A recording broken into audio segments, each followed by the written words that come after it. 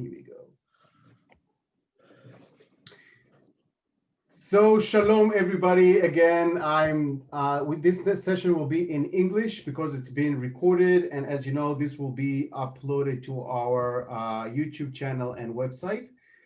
It's been interestingly enough 3 weeks, or since we almost a month actually, since we finished a class of 2020. We're already working on class of 2021.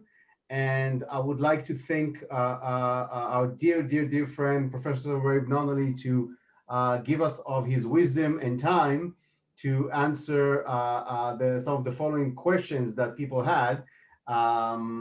Naturally, the more we learn and the more we go deeper into the text, the more we know nothing.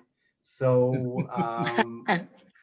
the main idea here is the way it's going to work. Adrian, if you'll be so kind to introduce the questions, and then Wave, you can answer. And folks, if you have any questions, either please put them on the chat. So, and we're gonna read the questions out loud, because again, this is going to be broadcast, and I don't want on our website, and I don't want the camera to go like crazy from one side to the other. Okay, everybody agree? Everybody is okay with that? Just lift your hands, I can see that. Okay, so first of all, again, Chag Sameach, everybody. Happy Sukkot. Chag Sameach. And Wave, the stage is yours. All right, so good to see you guys again. And I think it's so neat that you guys have such a passion, such an interest for all these subjects that we've been discussing, that we've been getting emails and text messages, and there's been a desire even to meet like this. So thanks for having me back. I think that you are, do you guys have the word masochist? Do you have a word like this? So thanks for putting up with me. And hey, let's have some fun. Did you want to, Adrian, could you sort of guide the discussion in terms of questions that have already been submitted? Okay, first question was from Avigal. What's your view on John the Baptist? He's called the herald or forerunner or announcer, but he doesn't really herald or announce. Furthermore, if he declares Yeshua is greater than himself, why does he never join Yeshua in anything else? Could it be political as a way of bringing his followers into the early movement? All right, so if you want to talk about John the Baptist a little bit, let's speak a little more broadly, bigger picture at the beginning, and then maybe zoom in on some of these, the specifics of the question. One is that we know that John the Baptist, or Yochanan HaMatbil, is an historical figure, because Josephus talks about him in his Antiquities book 18, and he has a very lengthy description of John, of his public life, his ministry, and also of his arrest and his execution. Most of it goes perfectly in line with what we get from, get from bits and pieces in the four biblical gospels. One of the differences between the biblical account and Josephus' account is the reason for his arrest and execution. Josephus focuses on the political aspect. He said that Antipas was concerned because of the size of the crowds that John was attracting. And we get this also in the Gospels, of the influence of John all the way to Jerusalem. But Josephus says that in order to prevent a revolt, he thought it better to arrest John before anything began, because the people would follow him, Josephus says, in anything that he said. he said it would be better to arrest him before a revolt and to deal with it, the John the Baptist problem, early, rather than allow a revolt to start and have to deal with a bigger problem once the revolt began. So it's kind of Josephus's, his focus is military and political anyway, rather than like biblical or theological. The Gospels, on the other hand, say that the reason that Herod arrested Jesus is because of the influence of his new wife, because John the Baptist had followed Torat Moshe literally and condemned their marriage because it was due because the previous marriage, already the man was still alive and had a child, and so you could not argue in favor of Yibum or something like that. And so his new queen wanted to have John taken out because he opposed their marriage and was trying to delegitimize her position in the royal court. So there's kind of two different directions that the gospel writers and that Josephus are going on, the detail, the specific of the reason for John's arrest and imprisonment and execution, but pretty much everything else kind of fits together very well. All right, so then beyond the Josephus and the Gospels, to deal with this, maybe the specifics of the question, and help me to stay on track, Adrian. As a herald or a forerunner, John the Baptist, it appears to me, does fulfill that. He comes and he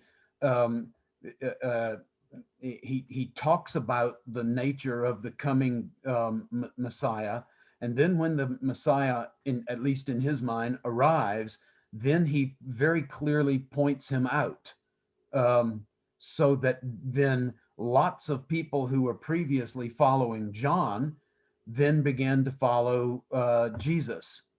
And so I'm not, maybe I'm missing something in that part of the question about Jesus being the herald or the forerunner, or.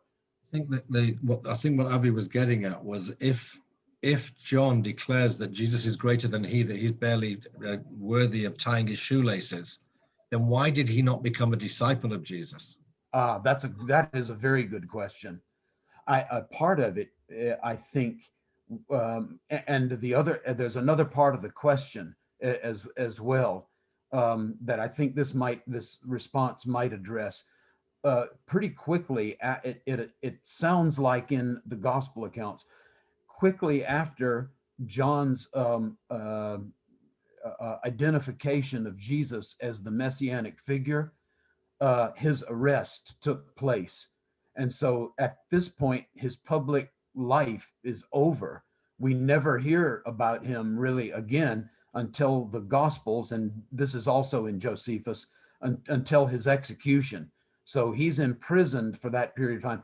He's so restricted in terms of his ability to communicate that he has to send Talmidim to Yeshu to ask him, why aren't you doing what I thought you would be doing when you got here?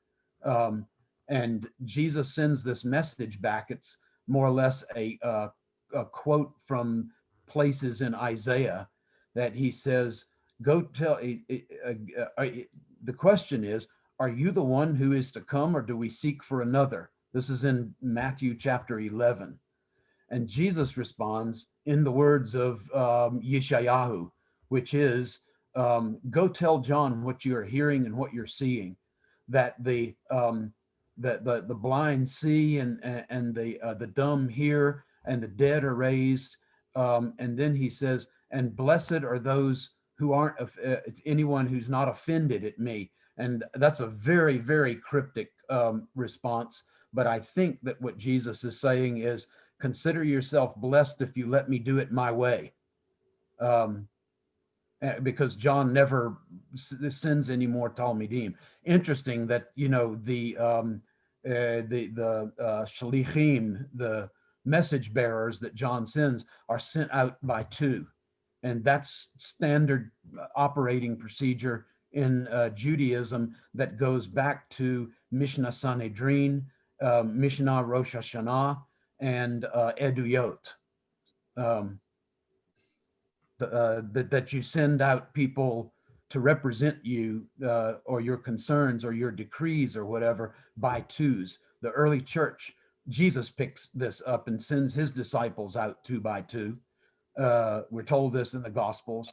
We're told in the book of Acts that people are constantly going out two by two. It's Peter and John. It's Paul and Barnabas. It's Paul and Silas. It's Barnabas and Mark.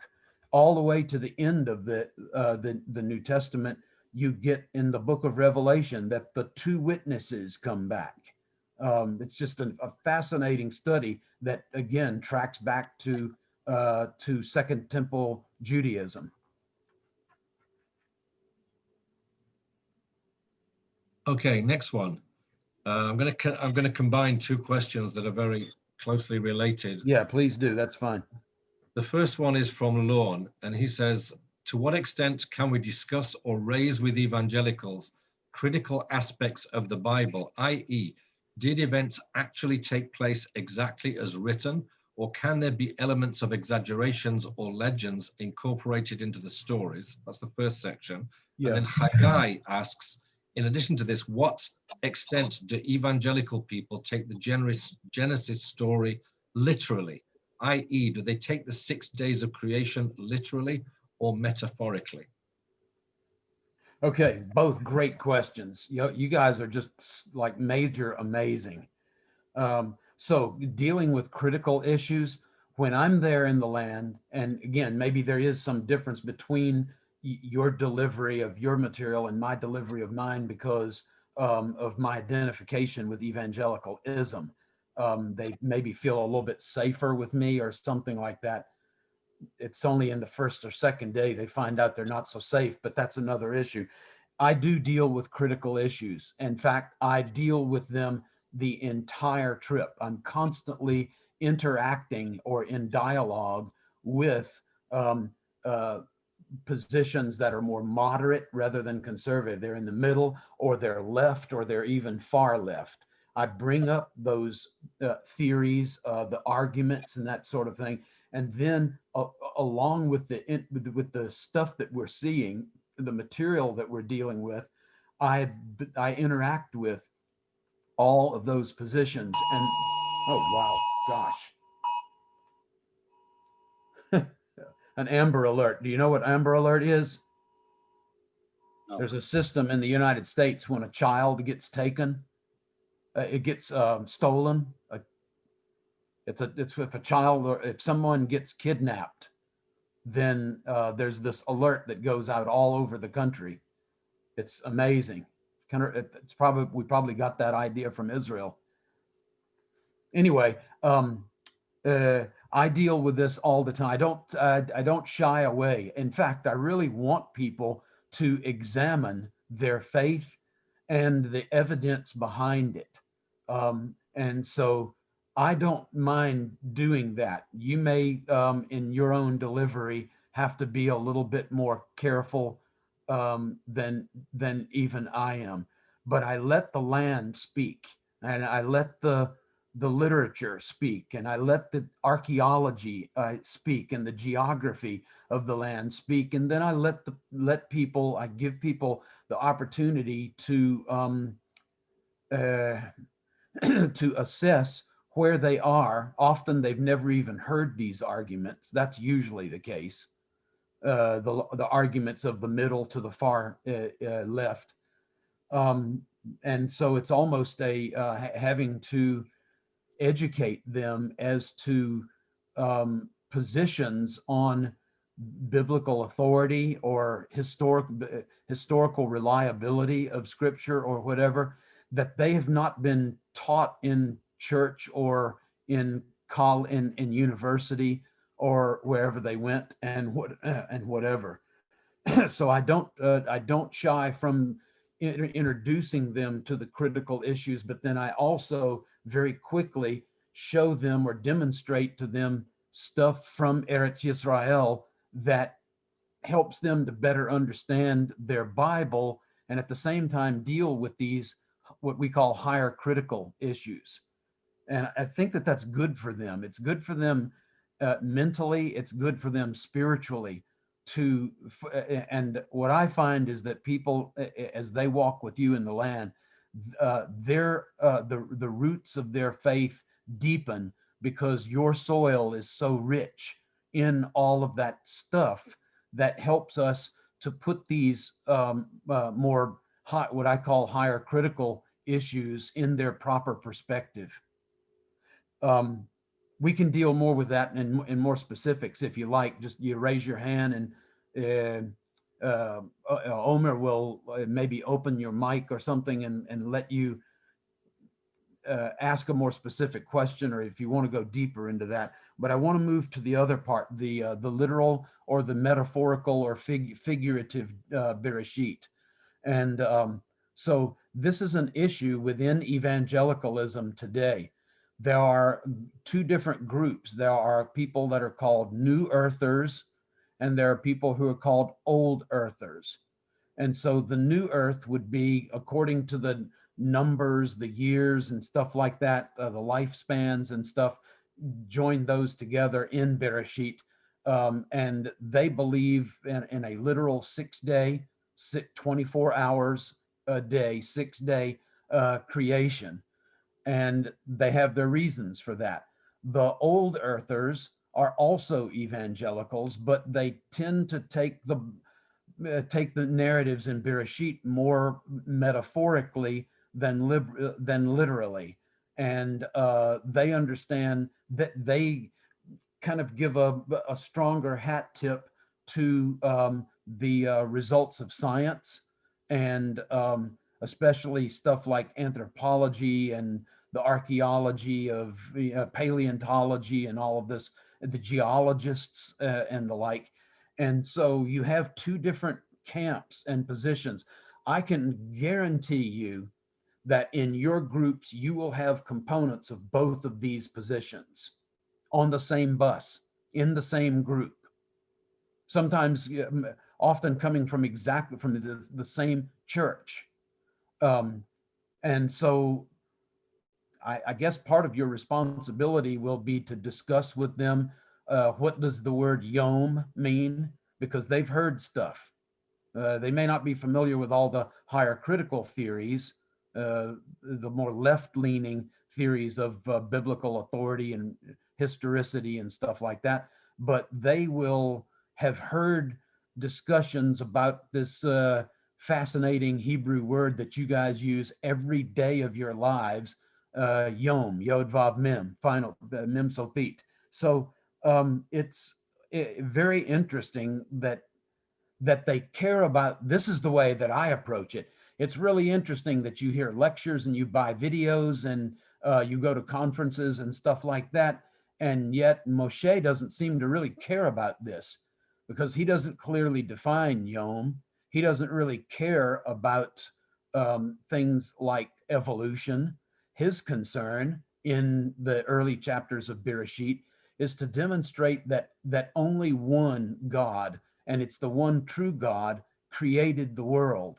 And he did this not by some sexual act like you get in Mesopotamia or in Mizraim, but rather you get a creation by the authority of the spoken word of Elohim. And so the science's issues, and mostly modern Christians, their issues don't match with the issues that Moshe is addressing in Sefer Bereshit. They just are moving like in opposite directions. And to have that discussion with them opens up a whole new set of discussions that can be had for the rest of your trip. And it is not what are your felt needs, what you feel that you need, not what's popular in the United States, but how do we get back to the original intention of the original author of Scripture? And you can put it to them like this: they're the ones who are receiving divine inspiration from the Ruach HaKodesh, not you, and not necessarily even people who are making the videotapes and have the websites and that preach on Christian TV and stuff like that back in the United States or wherever they happen to be from. Guys, I want to So just to. I'm sorry. I guess maybe one question would be would be specifically directed to me. Well, which one of those camps do you represent, and where do you stand? What do you tell your people on your buses? And what I tell people don't really like this, but I tell them that I don't really care. I'm trying to follow Moshe, and if he doesn't care, then I'm trying to not care, even though everybody in both of these camps makes me or are trying to make me, really trying hard to make me want to care. I'm moving in the direction that Moshe is moving, and that is monotheism, and that is a trust in the power of God. If he created, then he can guide his creation and provide for his creatures and stuff like those kinds of things. So I'm not a I am a scientist of sorts, but not that kind. And I think that these people are asking questions that Moshe, neither Moshe nor anybody that read Bereshit in the ancient world, never asks the questions that are being asked today. And so I say, you know what? I'm not a philosopher. I'm not a theologian. I deal with the Bible kind of as is. Guys, I just Okay. want to remind you, in our lectures on the first day, we spoke about different denominations, and I just want to piggyback on what Wade was talking about.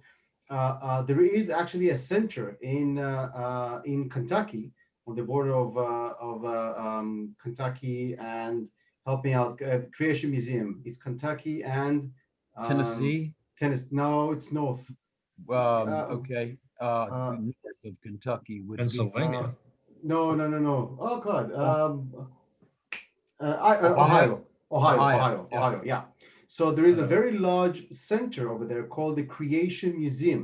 It's run by a very well-respectful gentleman by the name Dr. Ken Ham, and this is a full center. So if you guys want to get more information about the creationists, also in Hebrew we say Bri'atamim, just Google online Creation Museum in Ohio or in Kentucky. It's right on the border, and you're going to get much more understanding of that school of thought of what we were just talking about.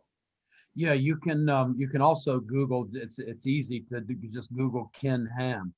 I think it's with 2 M's, because that the extra M makes it kosher.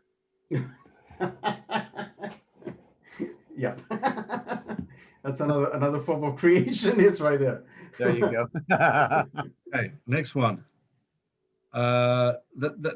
Yahaloma had 2 questions. The first one I think is fairly well known, but I probably don't want to. I'm not saying go into that in too much detail. The second one is more something that I think people will want to know. So her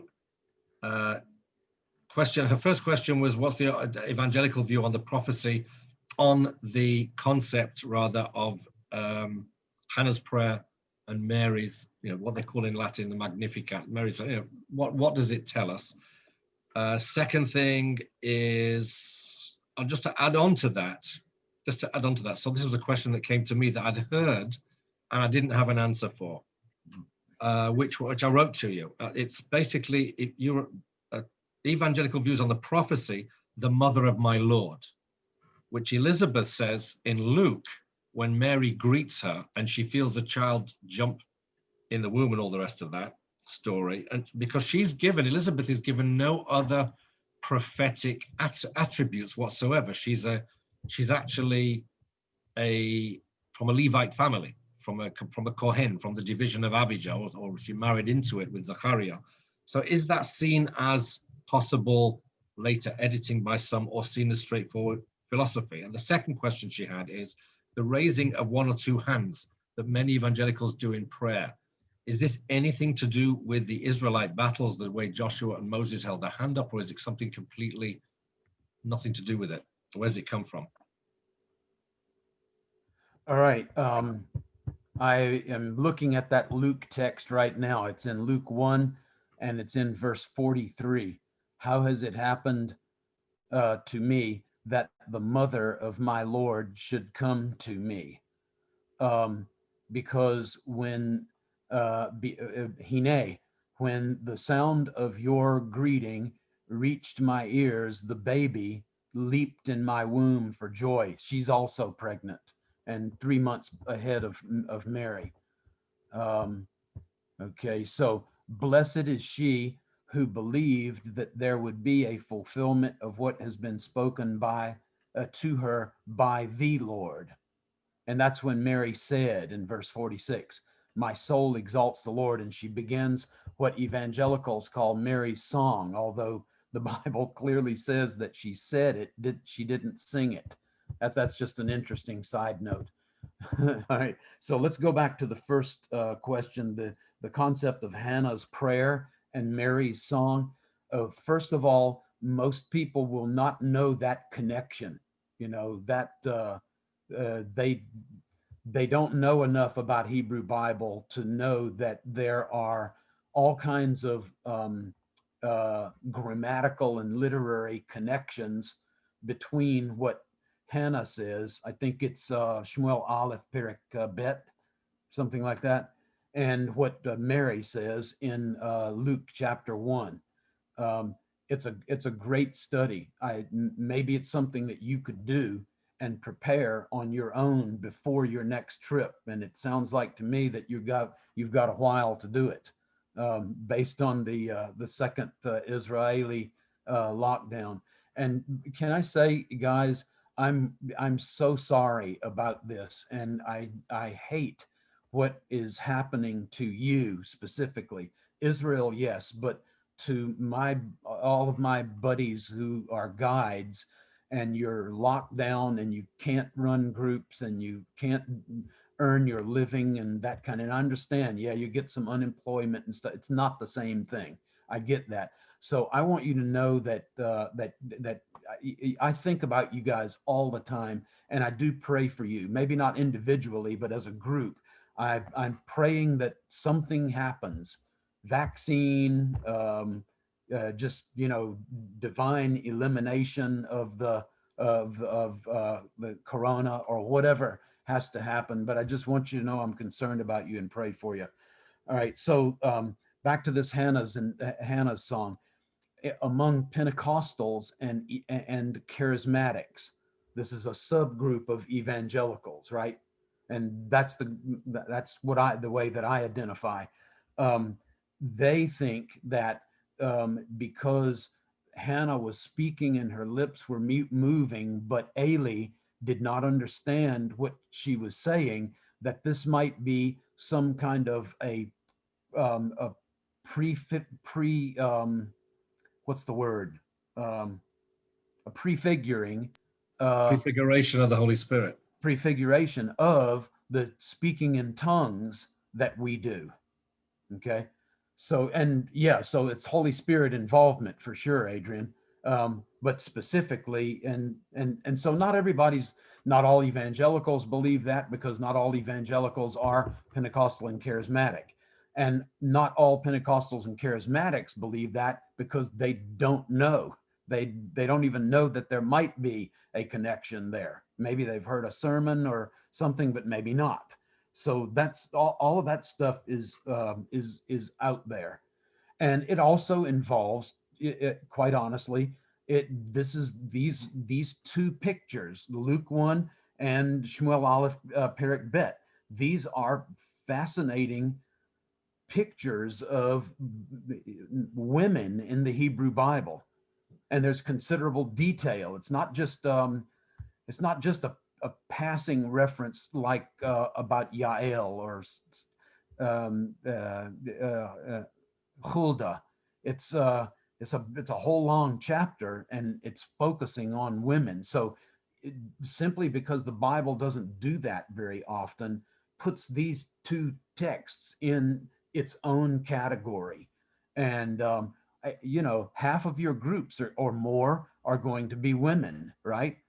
And so this is a great opportunity to encourage and challenge them to dive into the literature that lies behind their faith and relationship to God, and to really connect with these important women who show up in these, one in Hebrew Bible and one in New Testament, and encourage them to do the study on their own, and maybe even while the group is going on, so that then there's a really fun discussion that can take place about women in the Bible and women's place in biblical history, and among the covenant people of God and stuff like that, and just kind of get their wheels turning so that it enriches your trip. And they will come with questions the next morning or comments, and that just makes the group more fun and more dynamic. Great. About the hands, the hand raising. Let's first let's do it in order, and we'll do the mother of the Lord, and Elizabeth. Okay, so we're still on this because I'm taking notes here. I can't remember all this stuff. Don't think that I'm that smart. I'm writing these down as you mentioned them, Adrian. I have a little checklist. All right, so again, we find that we've got now two women, Mary and Elisheva, or Elizabeth, however you want to call her. And these people are interacting. Okay, interesting. She comes from a prophetic family. Her husband, Zachariah, is already being, receiving messages from angels, and he has the gift of prophecy according to the, oh goodness, I'm not plugged in. Hang on just a second. Where is it? Oh, gosh.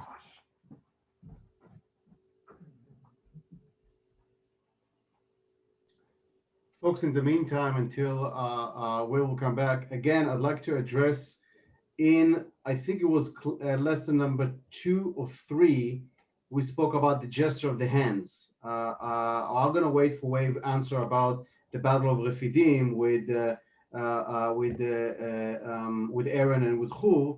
But we remember that when we said that this is a sign of submission in the Roman army, this and that. It's submission in the Roman army, and this is opening, receiving the word of God. I do want to hear what Wave has to say about the connection to the Battle of Rephidim, but just as a reminder, it's in the recording. I think it's lecture number 2 or number 3. Wave, you got the mic. Okay, sorry for that. I had a bad connection. All right, so Mother of my Lord. So Elizabeth is a part of a prophetic family, and she is evidently either is receiving a revelation from Zachariah, or one of her own directly to her, which is kind of interesting because again, you have female. Yaakov wants to get into the room, Omer. All right, so or if it's not like divine revelation, I was going to say you have female prophets like Devorah and Huldah and the other Noaiada, somebody like this, and Nehemiah. There's several female prophets in the Bible, and so this would not be something that would be completely, like out of nowhere. That we have in the Brit Chadashah, we have other examples of women who are moving in a who have a prophetic gift. So totally not a surprise on that. She also could have simply, because of the movement of the baby inside of her, she may have figured this out. The way that inside of her, John the Baptist responds to Mary coming into the home, is almost like his first prophetic announcement that Mashiach has come. And she understands this because she feels it inside of her. So it may not have been prophetic at all. It may have been intuitive based on the movement of the baby. So you have a couple of options there. To me, it doesn't really make any difference, but so you have fun with that as you like. The mother of my Lord is an absolutely fascinating phrase. Are you still able to speak, Adrian?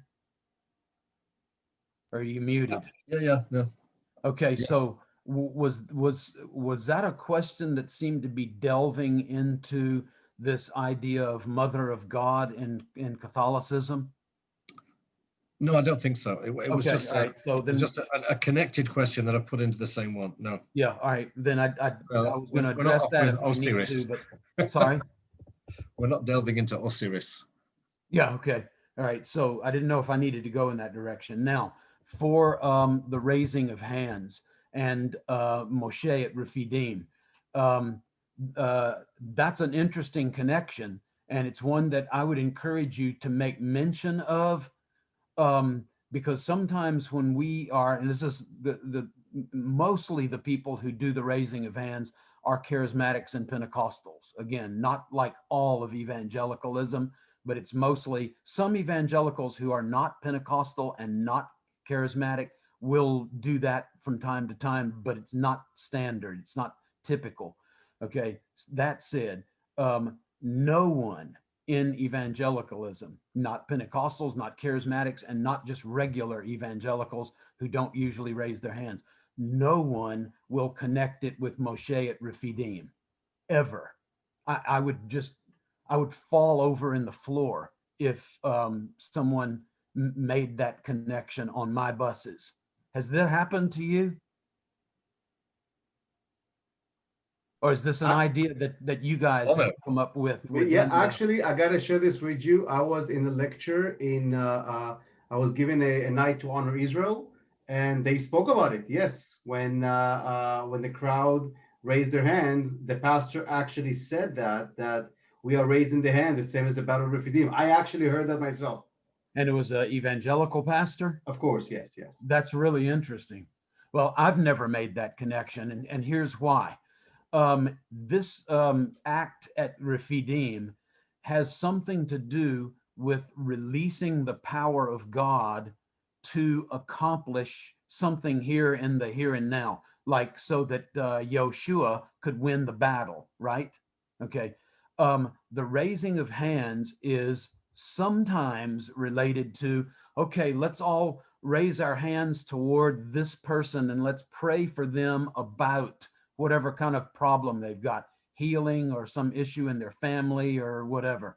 So that would be an interesting connection of, like an act of asking God to release his power in a certain direction for a certain, to perform a certain purpose in the physical world. Typically, though, what you get is, and let me do a little bit, a real quick search. It has to do with worship, not releasing of power, but of worship. And so you get, for example, in Tehillim, your chesed is better than life. I will lift up my hands unto your name. And so I've had so many people, guides specifically, they'll pull me aside when we're working together in Israel, and they'll ask, Dr. Wave, why is it that you guys, when you pray, because I'm usually working with Pentecostal and charismatic groups, why is it when you pray that you lift up your hands? And I went, dude, we got it from y'all. This comes from you, of all people in all places in the world. I mean, maybe not in Brazil or something, they wouldn't know, but the origins of this stuff have to do with temple worship and the Bible, and it tracks back to the lifting up of hands and some kind of act of submission or the giving of thanks. It may even have to do with truma, something like that, of lifting up a sacrifice of praise to God. It's all throughout the Hebrew Bible, and especially in Tehillim. You find this in the Jewish tradition. I think in the Tosefta, it says that the Kohen HaGadol is not supposed to raise his hands in worship higher than his shoulders. And I'm not exactly sure what the reason for that is, but it's there. And then you also get the raising of hands in modern Judaism, as in the Haredim, when they pray in Beit Knesset or at the Kotel or whatever. You see them doing this, and it's part of their daven. And so it's still practiced within Judaism today. I don't know that I have much more to add to that, unless there's a specific point that I've missed.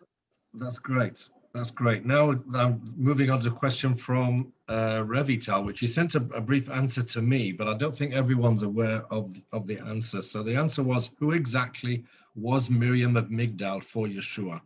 He's a Rav, he's unmarried, he's going around with a crowd of guys, and an unmarried woman joining the crowd seems to be very much against the sort of levels of modesty or what have you of Second Temple Judaism, and that would affect how a woman could behave in public, etc.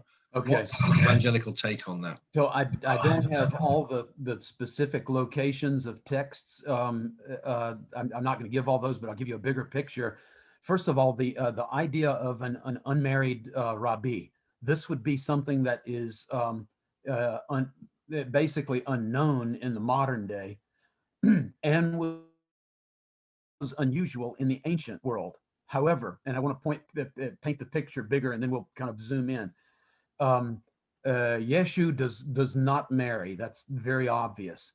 But he is not like an alien in his world. Many of the Essene do not marry. We know this from the Dead Sea texts. We also know this from Josephus. We also know this from Philo of Alexandria. In addition, Philo tells us about people in Egypt who are Jews. We know they're Jews because they're observing Shabbat. They're called the Therapeutae, like it's the therapeutic, you know. The same Greek word gives us the word therapeutic. So the Therapeutae, the healing people, they also are unmarried. Jews who are unmarried. Given it's in Mitzrayim, not in Eretz Yisrael, but it's still going on, and there's this connection evidently between these people and the Essene. It's one reason probably why the earliest of the Dead Sea texts were found in Cairo and not in Eretz Yisrael, and they were found 50 years before the discoveries at Yam HaMelach. You know about this, right? Shlomo Shechter and the Karaite Museum in Cairo. The Damascus, what do you call the Damascus Covenant or the Damascus document? The Brit Damasic, something like that. It ends up it ends up being a Dead Sea document. It's abbreviated CD in English, Covenant of Damascus. Anyway, it was found at the Cairo Museum. This was the first of, and also some material from Bin Sira was also found in that Geniza at the Cairo Museum, at the Karaite Museum in Cairo. Okay, so anyway, that's just a kind of another rabbit trail. But back in Eretz Yisrael, you have Shimon ben Azai, who says, my soul is in love with Torah. Let others perpetuate the world, meaning marry and have kids.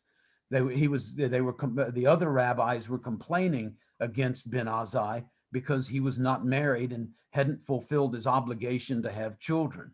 So we have this going on in Eretz Yisrael within the rabbinic community to some degree, but we also have it in among the Essene. Now, more specifically in the New Testament, um, John the Baptist is not married. And at least when we meet Shaul or Paul in the book of Acts and in his letters, Paul is not married either. So there's something that's going on with, and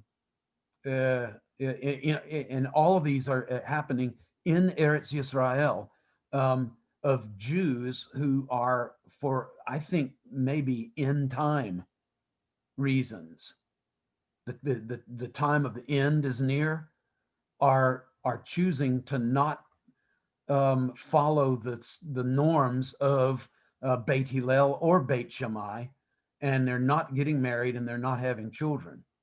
And I have both, and so I don't really understand that mentality all that well. But it's not unique to Jesus. That's my point. That's my big picture point. All right. The next thing associated with this is, well, why is it that Mary shows up prominently as one of Jesus' disciples?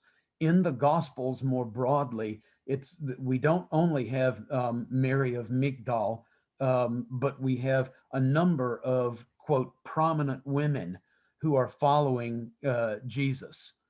And so, yeah, I would say that that's also unusual based on issues that the Perushim, the early Chazal, have with women and things that would be sexually inappropriate and that kind of thing happening. You've read the texts in Mishnah about whoever has who has too much conversation with women increases the opportunity for sin and those kinds of things. And so I don't know. I'm not exactly sure why, but it's all of the Gospels are talking about not just Mary, but multiple women who are following Jesus. It appears that one of them was oftentimes his mother, not Mary Magdalene, but Mary, the mother of Jesus. And Mary is a popular name. You know why, right? Miriam. I don't think it's just because of Miriam, the sister of Moses, but it's the princess Miriamne who was Hashmonite and was married to Herod the Great. Yeah. So it has become a popular name because she was such a popular princess. At any rate, that said, there is a lot made in some areas, mostly the kind of like the Jesus Seminar. Do you know that term? That group of people? They're called the Jesus Seminar. They make a big deal about Mary Magdalene, who kissed Jesus on this is in the Gospel of Philip from Nag Hammadi, and the text is blank. Some scholars have filled it in mouth, but we don't know if it's kissed him on the hand or kissed him on the forehead or kissed him on the cheek or whatever. The text there, and there's only one copy of it, is blank. There are other texts like the secret Gnostic Gospel of St. Thomas, and it was also among the finds in Egypt.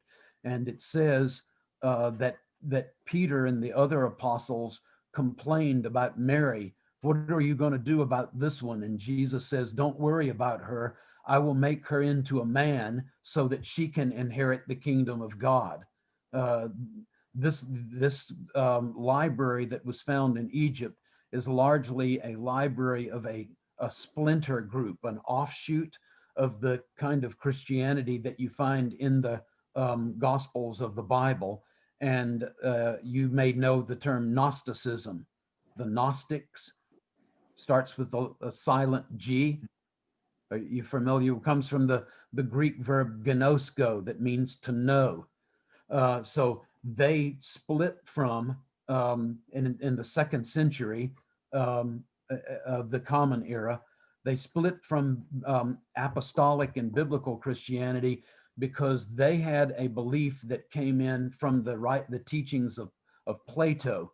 And there was a philosophical movement called Neoplatonism that was popular in the late 1st and early 2nd century that said God can't become man because flesh is evil, is inherently evil. He couldn't be a part of this world literally because this world is evil. He didn't have a real body because having a real body would mean that he was um, encompassed, encapsulated, surrounded by evil. He couldn't be touched by other people. His feet didn't even make footprints because touching the fallen earth would taint, make him impure, would make him less than divine. And so because he didn't have a real body, well, then he couldn't really die on the cross.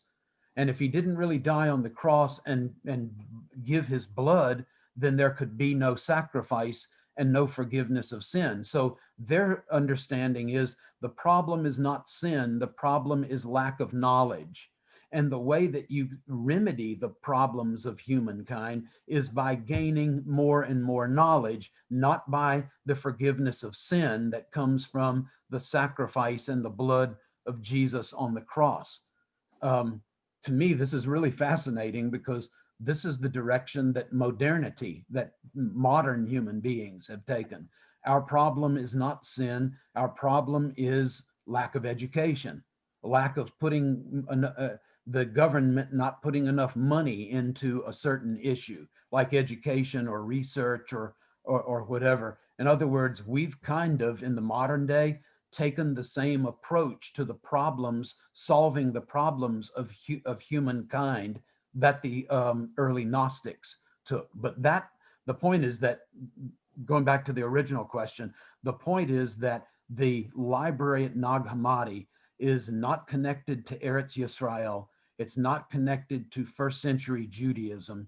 It isn't connected linguistically because these documents are like written in Coptic, not Hebrew, not Greek, and they come from a time period. Culturally, they're separated because of the land difference and stuff, and not being connected to Judaism. These documents are also large. You can find in there certain elements of anti-Shemiut, and so that's another discussion. But they're not kind toward or not associated, or they don't see the connection between biblical Christianity and the Judaism out of which it sprang. And so they're following a whole different direction or approach or trajectory towards spirituality than the documents of the New Testament. Could I suggest, I know that this is like self-promotion, but I wrote an article years ago now, almost a decade ago, called "Will the Real Jesus Please Stand Up?" And it compares in specific areas of Jesus' ministry, like deity, humanity, the supernatural or miracles, and attitude toward women. Those 4 categories. It compares the biblical, or what I call the canonical gospels, with the non-biblical or non-canonical gospels. And this really became an issue when Dan Brown wrote the book, The Da Vinci Code, and then the movie came out, and then it became a phenomenon worldwide.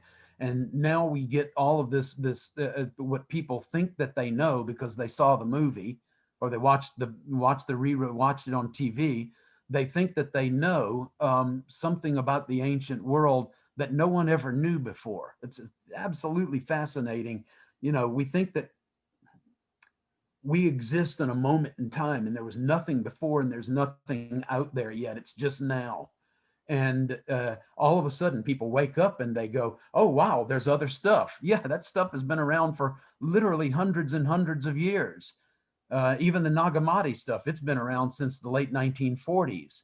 So this stuff is not new, but it's a fascinating point of comparison, provides a really fascinating point of comparison of what's happening in second, third, fourth, fifth century Christianity that we're not told about in the Bible because it hasn't happened yet in the New Testament, because it's still a century or two or three or four into the future. And it's a great point of comparison because it is ancient, not as ancient, but it is ancient, of what are people in the second to fifth centuries AD thinking about Jesus in this particular group of people, and how does that compare with what we get in the four gospels that are in the Brit Hadashah? And at least to get you started, introduce you to some of the issues, you might want to read that article. It's in English, and it's "Will the Real Jesus Please Stand Up?" If you like, I can send you the either the text of it, and you can send it out among yourselves, or I can send you the link, and you can read it online. It's totally up to you guys and Adrian and Omer how we handle that. But I think it is a helpful art. It's very short, and it's written for just the average person, like the people that come and sit on your buses. So it's not written for eggheads, like Bible nerds like me. It doesn't have a whole lot of Latin and goofy footnotes and Syriac, this, that, and the other. It's, you know what I'm saying? It's written for real people. So I think that it would be an easy read. You're in lockdown. If you want to take a look at it, it's going to give you some fascinating stuff to open up discussions with your groups. I'm happy to share that if you're interested. Okay, great. Next question was from, that actually covered another question that Dorit had asked, also about the Gnostic Gospels and where they stand. Next question is from Hagi Golan. It says, practical question: where would you take evangelical groups who demand to see the Eye, Gilgal, Etzion Gever, Yodvata, the wilderness of Paran, and Cana? Okay, where do you take people when they insist on going to places that we don't really know where they are? Yeah, right. Yeah, very often that they're stuck on something like that. I had for years, I had a tour leader, an evangelical tour leader, who started nagging me in, I think, 2012. She wanted to go to Enon by Salem and to get baptized there because that's where John was baptizing.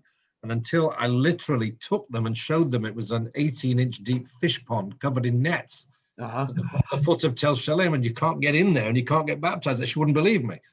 But it was insane. But it was also a 500 meter walk in the pouring rain. But yeah, exactly.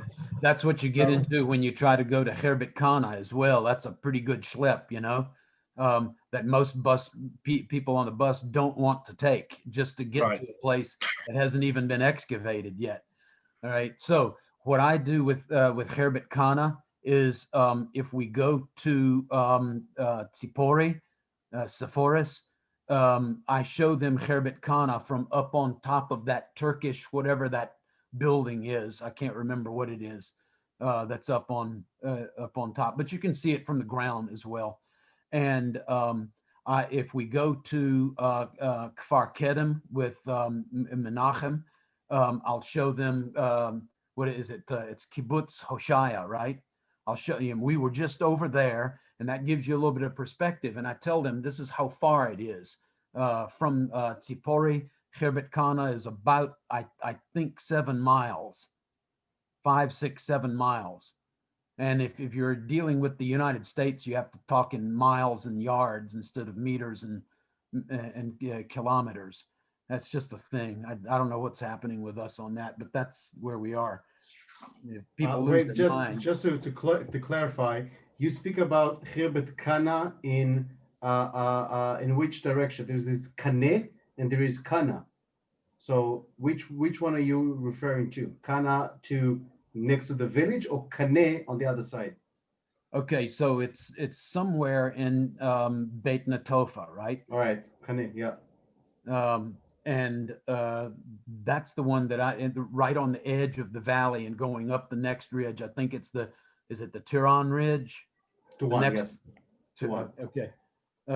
So that's, but it's also fun to if you're going from Natseret back to the hotel at Kinneret, that you go through modern Kana, and they see the signs and then they feel like they've been there. One time we even stopped at, there's a chapel there, and it's like a wedding chapel. And a couple of girls on the bus, their parents got married there. So they wanted to look at the book. They wanted to look at and they found their parents' names in the book. And they really weren't allowed to be married there because they were Protestantim. They were not Katholim. And so they weren't even supposed to have a ceremony, but some kind of way they got it. They made it happen. Interesting stop. What about more out of the on way places like on Etzion on Gavir and Wilderness of Paran? They're much more difficult to get to. How can yeah, you do it? on Paran, you get to a high spot and you go, it's over there somewhere. That's the look south and you'll see, as far as you can see, and that's the area of Paran. Other places I've had people say, okay, while I'm here, at some point, I want you to show me the Gates Almavet. And I'll say, okay, I'll show you a dozen of,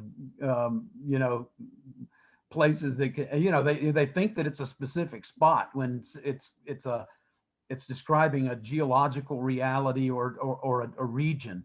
And that becomes then a part of their education, part of their learning curve. And sometimes it's a challenge on your groups to take questions or requests and not make people feel stupid, because they already feel stupid enough. When they step off the plane, they realize they're in a hole, and they see even just the vegetation. They realize that everything that they thought about Eretz Yisrael is wrong. And so Can I add a little question right now for a second? They also ask us about the Gaben Hinnom Valley and the Eye of the Needle, and they want to see all these places. So it's like something that you would add to your sentences. Maybe you can add a little bit about that, these places okay, too. yeah, that's fine. I'll just stop talking about that other studio. So anyway, they're on a learning curve, and it's just helpful to ease them in to that. I had a middle-aged lady ask me at Casaria one time. She said, "You keep talking about the 1st century. What exactly do you mean by that?" Okay, so you don't assume. I'm learning. Don't assume anything. Start from the bottom, from the foundation, and build up. Another famous one for me was, and I think I mentioned this during the class, was the lady on the bus who said, "You keep talking about the Dead Sea squirrels. Should we watch out the window in case one runs across the road in front of the bus?" And yeah, great, do that, enjoy. But okay, so Eye of the Needle.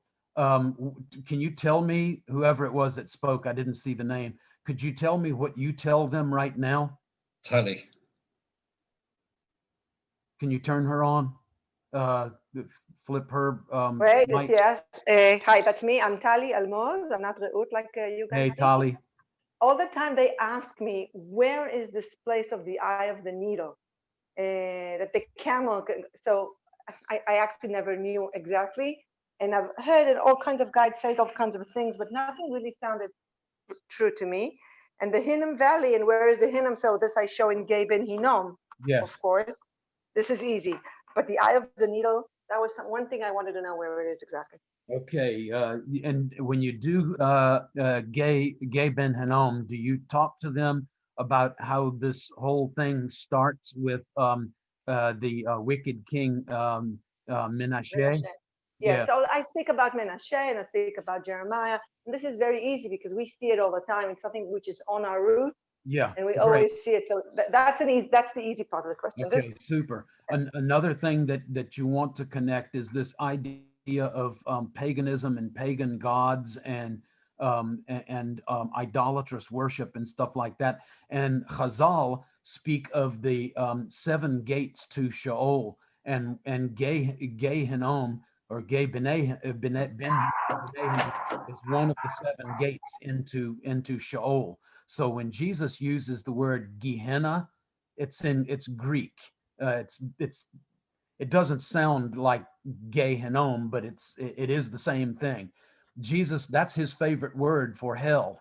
So he's buying right into where Chazal are in this idea that this place kind of represents, it's a physical kind of visual aid to hell, the fires of the sacrifices and that sort of thing. Now, some Evangelium think that, because they're told this, and it's in the literature, that in Hinnom, that they threw the bodies of dead criminals, and that there was a constantly burning fire. And so that's what that was Jesus' point, not Melachim Bet and Yirmiyahu and etc., but rather it's this kind of visual idea. All of that is apocryphal.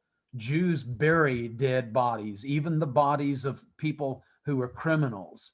For example, Yeshu was crucified as a criminal, and yet he received a proper Jewish burial. So Jews don't just leave dead bodies laying around their holy city. You can also point out to them that the prevailing wind is from west to east. You know this. And that means if this is a, quote, garbage dump, like we think of garbage dump, with smelly, rotting, organic material and dead bodies and stuff like that, then Jerusalem has this horrible stench smell all the time. It makes no sense.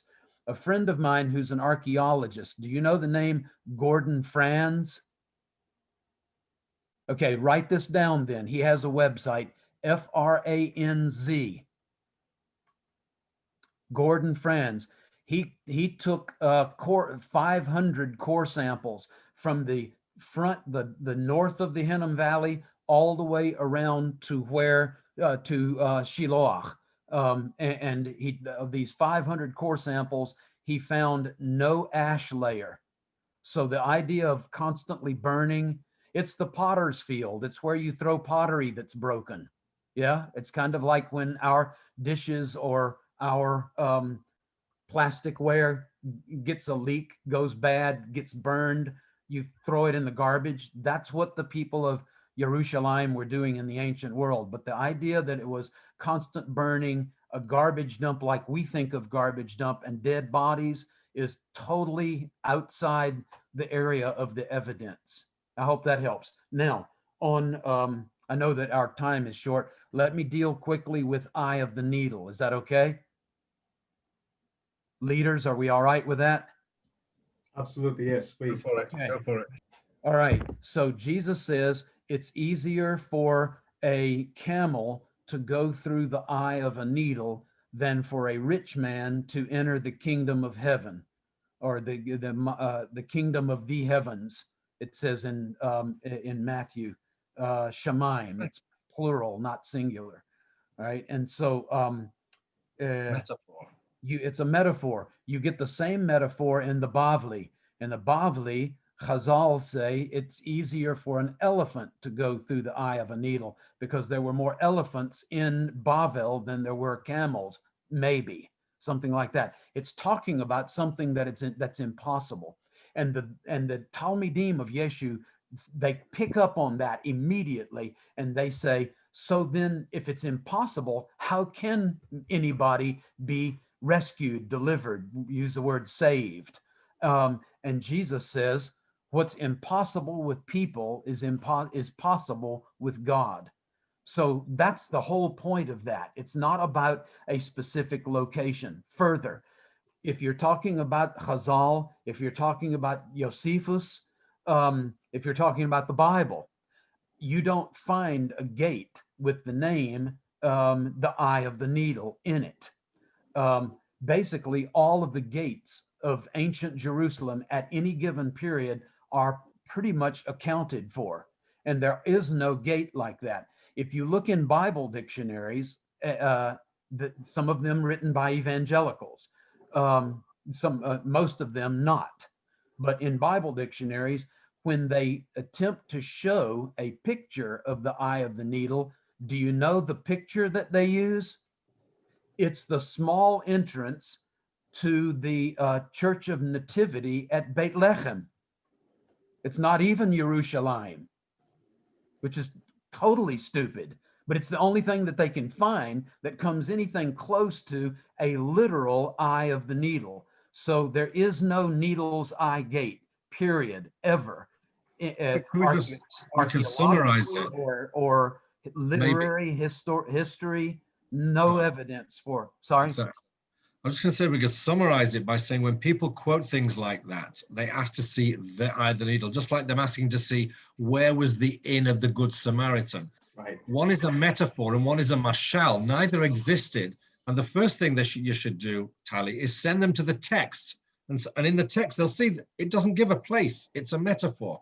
It's a real, this comes out of Catholicism because they don't read the Bible and they pick up on these things. And then, the next thing you know, there's a holy shrine called the Byzantine Church called the Church of the Inn of the Good Samaritan. Yeah. I am sure that if I will look somewhere well in a tour booking, like books for touring, like Lowly Planet and so on, someone must have invented the place for sure, because this is why they keep asking, this question keeps coming up, where is this place? So I'm sure someone made up an answer. Yeah, exactly. Just like the Byzantine Church. No one ever suggested in ancient literature, Christian commentaries on the Gospels, until a 9th century AD or CE monk in France. All of this has been discussed by Kenneth Bailey in his books about Jesus, poet and peasant and poet and stuff like that. So Kenneth Bailey did the hard research on this, and the earliest that it can be documented, no one ever even suggested that the idea of the eye of the needle being a gate in Jerusalem even existed until 9 centuries after Jesus. And it didn't come from, like the rabbis or whoever. It came from a Christian monk in France.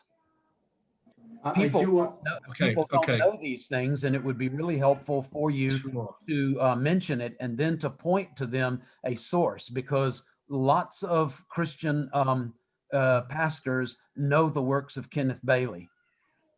I do want to piggyback just really quickly. I know we don't have a lot of time, about the valley of the shadow of death.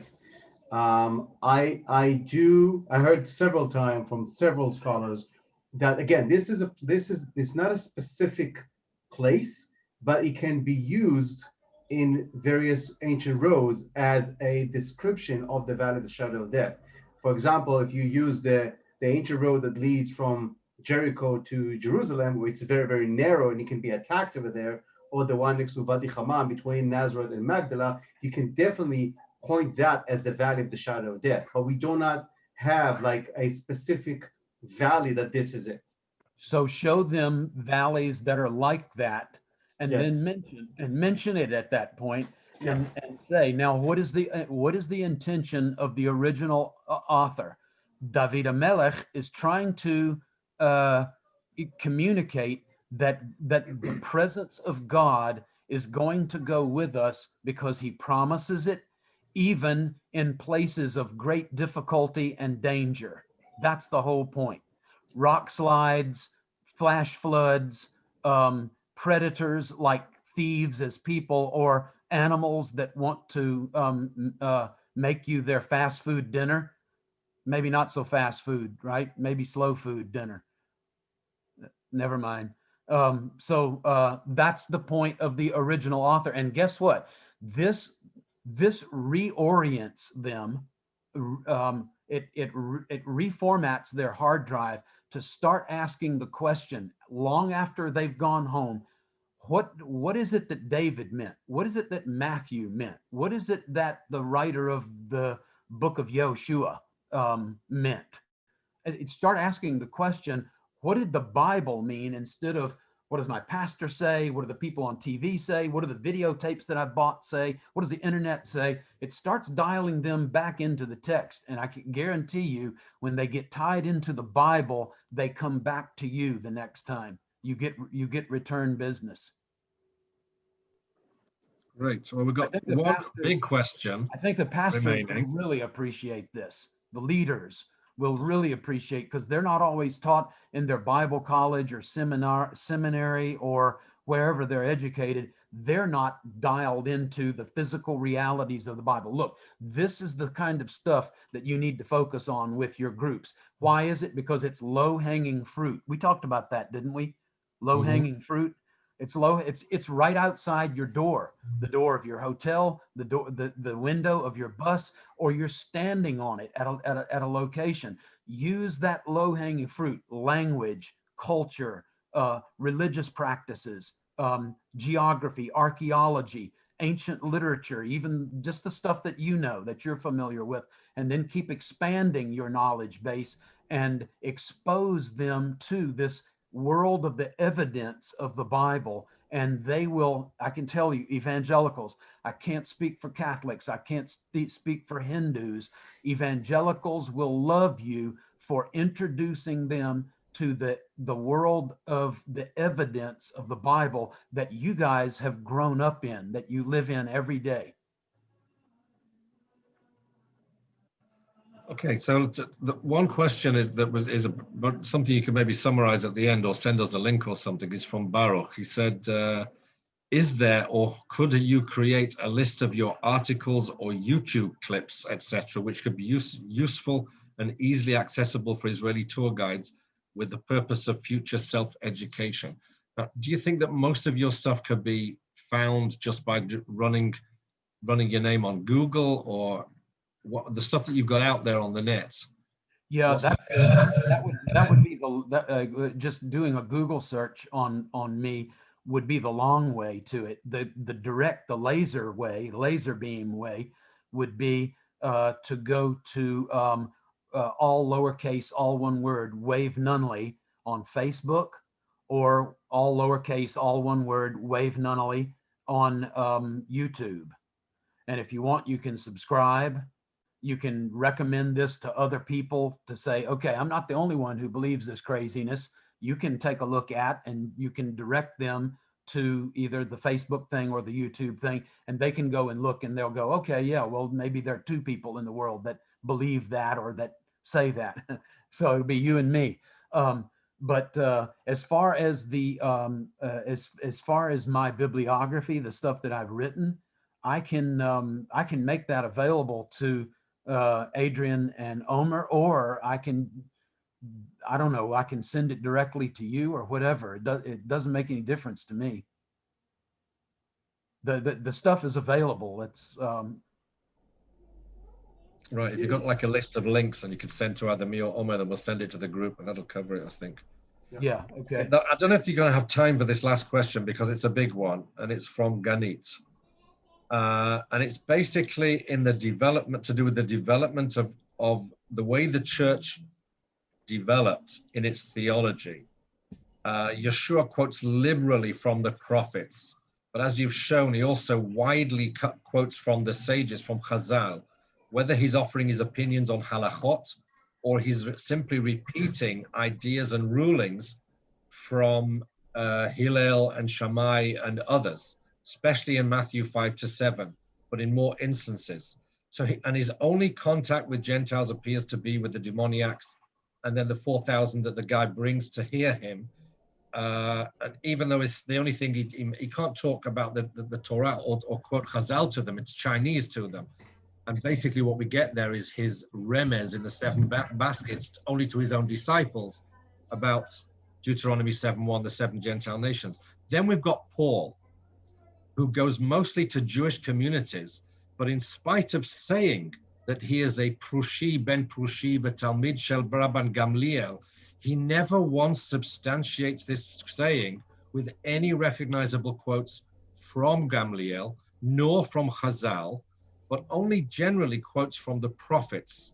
So A, is Paul claiming a Pharisee heritage and being a Talmud of a great rabbi to elicit favor among the communities?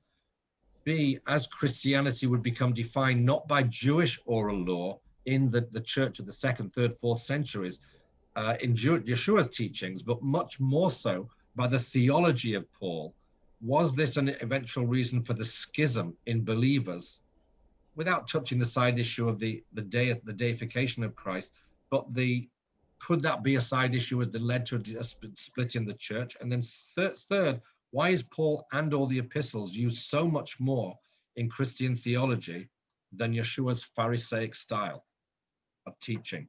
Basically mean, if Paul always had to synagogues, why did he never quote Chazal?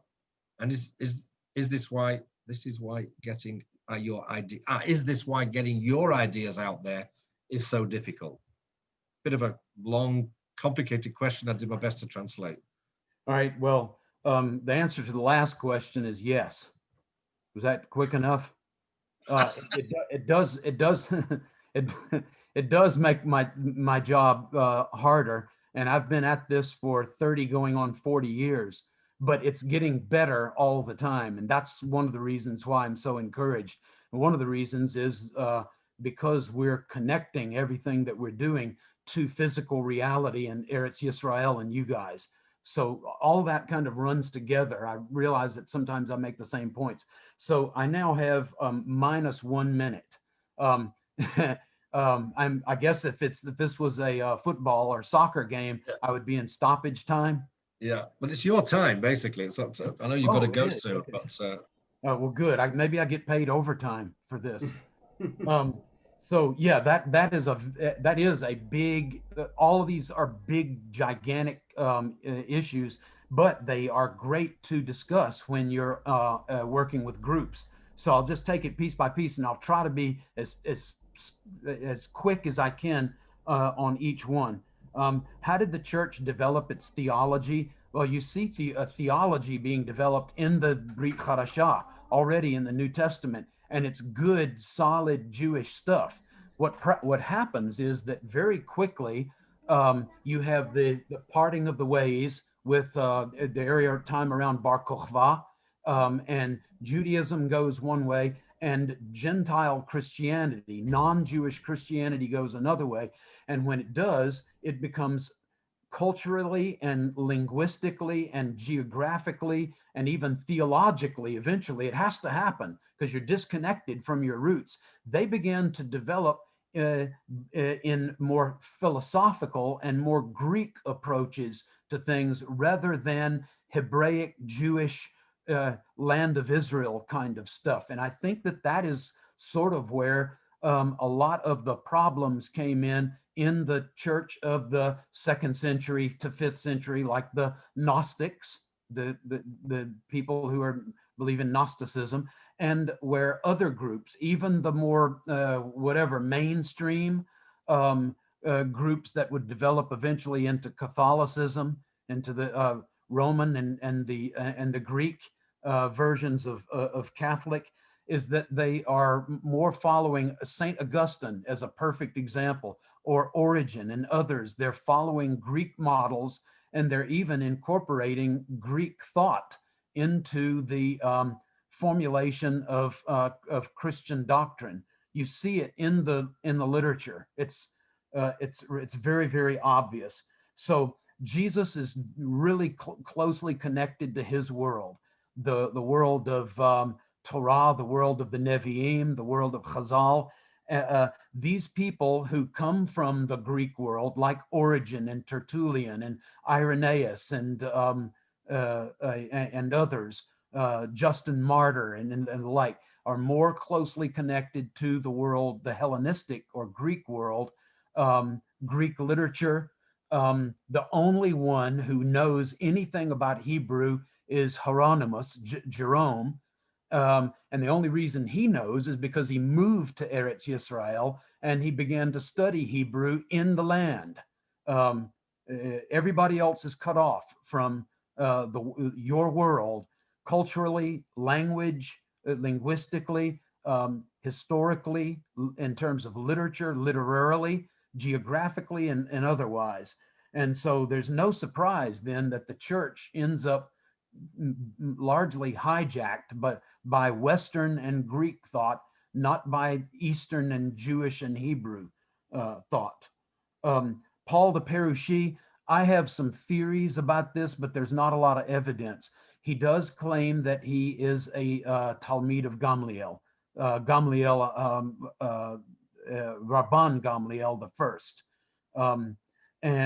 but that's when he's in the land of Israel. He doesn't make that claim when he's in the Greco-Roman world. He makes that claim when he's in Jerusalem, and that's it.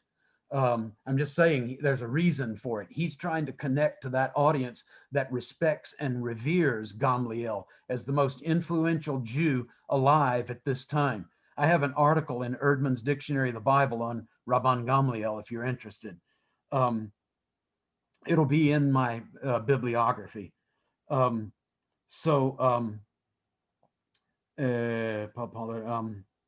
I think that already when in Paul's early life, before he becomes a Talmid of Yeshu, that he is distancing to some degree himself from the positions of Gamliel, because Gamliel is like his grandfather Hillel, and both of them taught a very liberal view. Even in the book of Acts, Gamliel is saying, leave these people alone and don't bother them. If God's not with them, then it's going to go away, and we don't have to kill them or persecute them. So Gamliel is taking a more liberal approach to early Christianity, a more permissive approach. Paul, though, goes in the other direction. He goes to the Kohen Gadol and he says, write me letters of permission. I'm going to go even beyond the borders of Israel, and I'm going to persecute these people. So he's already aligning more with if you want to call it Beit Shammai, or if you want to call it the Tzadukim attitude toward opposing, physically resisting, persecuting, imprisoning, killing. And that is so not Gamliel, and that is so not Hillel HaZaken. So in my opinion, reading Chazal, reading Brit Chadashah, I think that Paul, even though he may have been trained by Gamaliel, he rejected many of the most basic principles. Did I say Gamliel? Trained by Gamliel, he rejected some of his most basic principles. And I think that may be one of the reasons why. Now, another thing, when you read about Paul in the Galut, in the diaspora, you have two different versions of Paul. You have Paul in Acts 13, where he's in a Beit Knesset in Antioch. And what does he do? He talks about Tanakh. When he's speaking to Jews, he's speaking Tanakh. However, when he goes to Athens, he's speaking the philosophers. And this is just basically dealing with your audience on the basis of what literary tradition, what theological or whatever tradition that you have come to accept. He's meeting his audience where he is. Jewish audience, he speaks Torah. Gentile pagan audience, he speaks Greek philosophers. As one of your poets have said, in him we live and move and have our being. He knows these guys. By the way, the people that he quotes, they're all from Asia Minor. They're all from where he came from. So in his university days at Tarsus, in Turkey, Asia Minor, these are the hometown heroes. So Paul knows these people really well from his childhood. But Paul the Pharisee, why didn't he quote? Why are the letters of Paul used more often than the Gospels? Guess what? It's because today in the West, we are more Western and Greek in our thought. And the stuff that we read in the letters of Paul written to Greek churches in the Galut is more comfortable to people. You read the Gospels, you're reading about you guys. You're reading about Eretz Yisrael. You're reading about the East. You're reading Hebraic thought. And honestly, even after people, leaders, pastors have gone through Bible college, maybe gone through seminary, even some have done doctoral work, PhD, or some kind of doctoral something or other. They are still not comfortable with that world of Jesus. And this is, I think, where you can be of tremendous help, even to those that come who are in leadership. Was that quick enough? That was 8 minutes.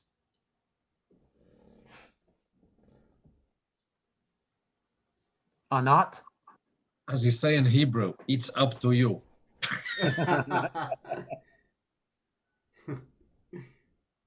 Man, there's so much to discuss. That was an 8-minute discussion that should have taken 8 hours.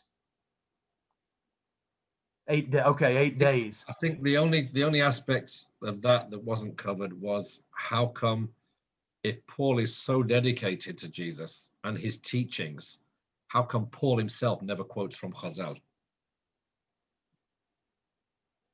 When Paul is writing, he's writing to Thessaloniki, he's writing to Corinth, he's writing to Philippi, and these people don't know Chazal. So if anything, they do know Tanakh. Do you know that the Jews in the Galut, kind of like today, they don't know Chazal. So even when Paul is dealing with these Batei Knesiot in the Galut, he can't assume that they know everything that the Sanhedrin has decided, or what Hillel HaZaken or Rabban Gamliel or Shimon ben Azai or whoever. They don't know these people. I think that's a great point. I hope Ganit is listening. It's a great. Here's another thing. May I say another thing? Excuse me. Here's something else. Let me follow real quick, or I'll forget. I'm too old. Okay.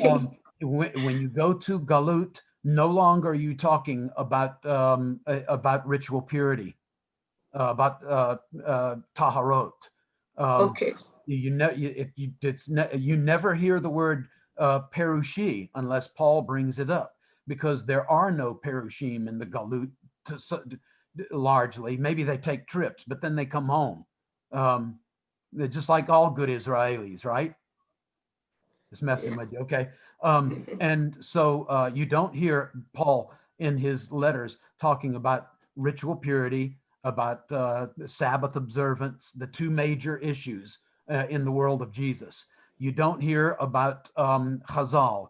And so the reason is because these people, even Jewish people in the Galut, like today in the United States, they're not the same as Jewish people that you know. Israeli Jews. It's just a different world.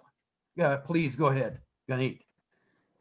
Like, I was thinking that he actually wanted to promote another agenda.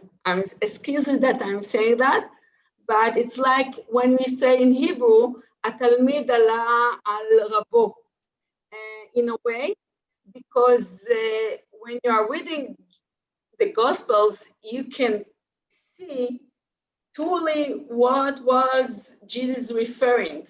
And actually, he didn't talk about what Paul is talking about. Right. And this make this, controversial thought that I have in my mind constantly when I need to talk about those kinds of things, because I can see the differences, but I can't tell them, listen, he's not the one is Jesus and Yeshua and not, he's not the man. Yeah, so real big picture stuff. In Paul, you hear a whole lot about circumcision. You never hear Jesus talk about circumcision, ever. Yeah. You hear in Paul a whole lot of discussion about idolatry, idol worship and paganism. You don't hear that in the world, in Jesus, on Jesus' lips. You don't hear, you hear Paul talk a whole lot about sexual immorality, and Jesus almost never addresses that.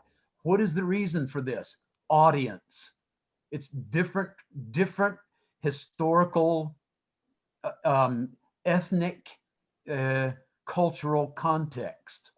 And neither is wrong. They're both addressing issues in their own worlds, but they're not addressing the same world. You know, if you've traveled outside of Eretz Yisrael, you know that it is a time capsule, right? And it's not the same as the rest of the world. The issues are different, the people are different, the way you communicate to folks, it's totally different. This is the benefit of when you have a group of 10 or 45 people come from another country into your world of exposing to them the world of not just Abraham, Isaac, and Jacob, not just David or the prophets, but also the world of Yeshu Menatzeret, because they'll never get it if you don't give it to them. And the whole life of Jesus was spent right there in that land. When I moved to Israel in 1982, I moved there to learn Hebrew Bible and Hebrew. And when I got there, I went, oh crap, all of the Gospels happened here. Half of the book of Acts happens here. And I had this kind of aha moment, epiphany, we say almost, that, oh my goodness, these are roots that run right on into the New Testament. If you can help your people connect to those realities, they will absolutely love it, and they will be back. I'll be back. Maybe some of it want to come back. Great. Sharon? Folks, I think that unless, Wave, you want to add anything else, we took way more of your time than we should have, and you are in minus 16 minutes, so this is way past injury times. Yeah. So I would like, first of all, to thank you so much from the bottom of our heart for your time and for your endless wisdom. We keep on learning new stuff all the time. And I will take this opportunity again to thank everybody, thank Adrian, and thank all of the wonderful tour guides that joined us. And again, to address the issue, folks, no one speaks like this. I mean, when you go to other guides in Israel, because of what we have learned, and Wade, you should take a big tap on your shoulder on both of them. This brings us to a complete new level of biblical understanding. And because this is recorded, I want to say this again to all of the people that are watching right now.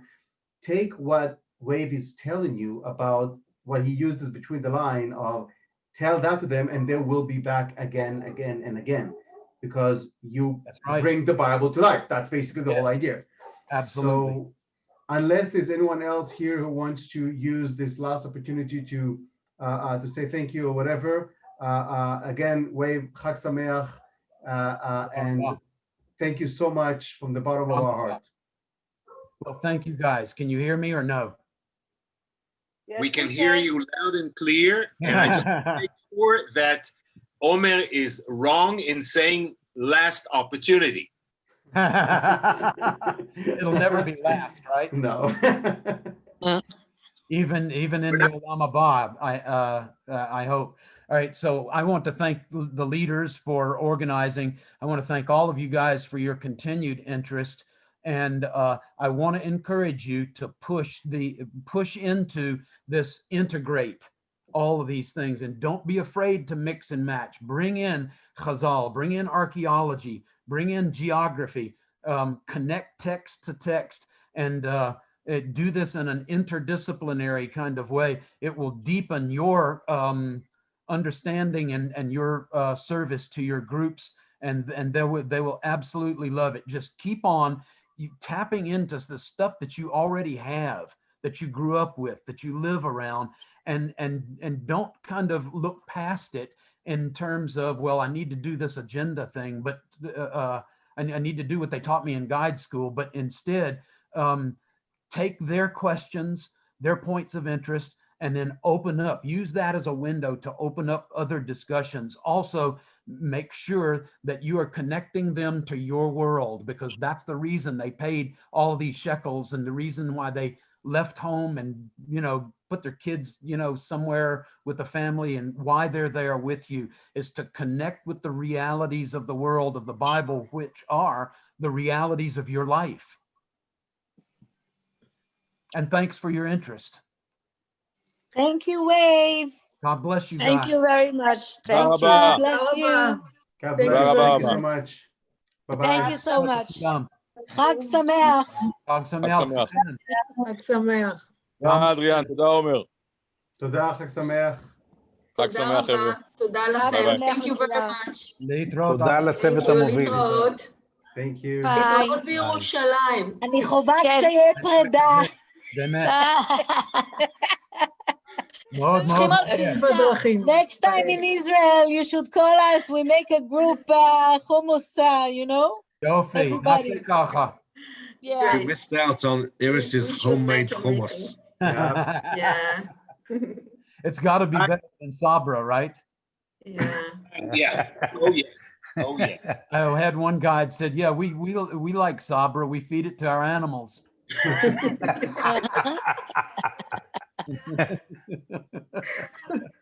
Well, guys, I'm gonna hang up again. I don't want to hold Wave. Thank you so much for your time. Chag Thank you so much. Sameach. And I'm gonna upload this Ruby Thank you very tonight. much. תודה רבה. Thank you. תודה. Bye-bye. תודה רבה. חג שמח לכולם. חג שמח. ערב טוב. שמח.